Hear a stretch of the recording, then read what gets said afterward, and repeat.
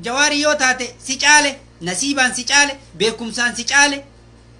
kennaa rabbiiti alhamdulillah ka rabbi nama akkanaatuu nuu badhaase ka nama akkanaatuu qabaan ka hayyuu akkanaatuu qabaan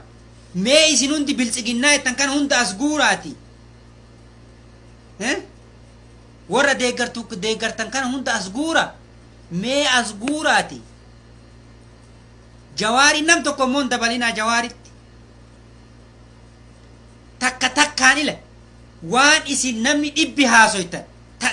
dubbii takkattiin isinii dachaasa kanan beeytanii bar hin beeytanii bar akkanumaan isinii himna malee hin beeytanii bar muummicha ministeeraallee fida hooggana waraanaallee fida kafeetan fidaa isiniin jedhe naannoo hundarraa guura jawaarii itti dhiyeessa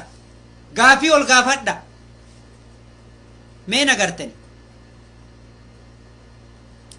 udaanaamiiwwan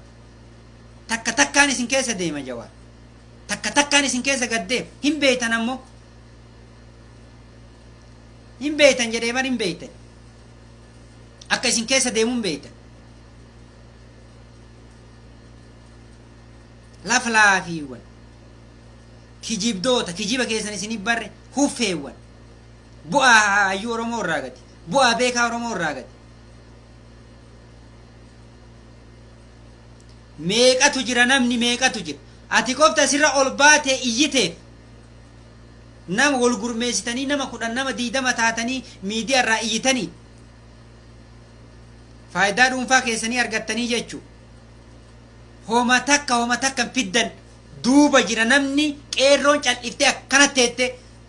laalaa jirti isinii galaa miti cal'iftee teettee laalaa jirti malee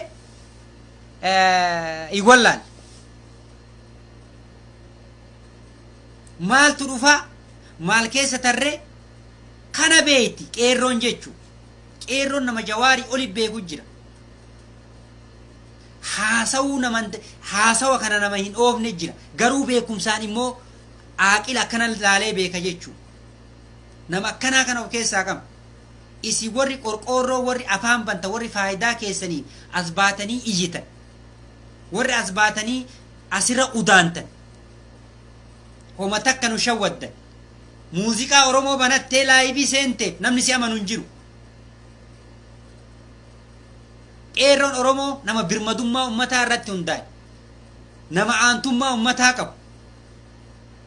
ka yoomuun jijjiirame ka miliyeenaan hin bitamne jechuu qeerroo jechuun girrisaa jechuun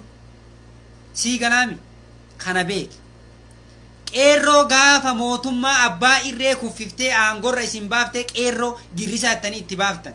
girrisaa mootii girrisaa wanni isin haasoytan diqqaan keessan guddaan keessan waa'ee isaa haasoytan inni waa'ee biyyaa haasawa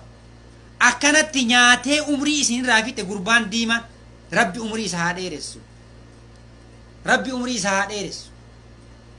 wallaahi